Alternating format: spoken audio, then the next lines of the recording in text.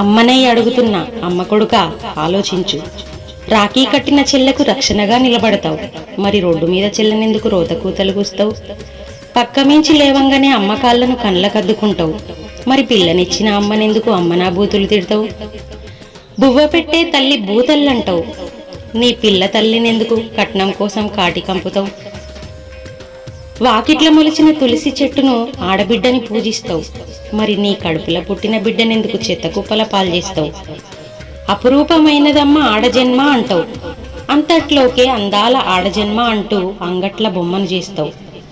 విలువల వలువలు విప్పేస్తూ అంగాంగ ప్రదర్శన చేపిస్తావు. షేవింగ్ క్రీములు, అండర్వేర్లు, కంపు దేహాల నింపు చేసే అత్తరు సీసాలు అమ్ముకునే వస్తువులన్నీ మీవే కదా, మరి అమ్మతనాన్నెందుకు అర్ధనగ్నంగా టీవీ తెర మీదకెక్కిస్తావు? అమ్మనై అడుగుతున్నా అమ్మ కొడుకా ఆలోచించు.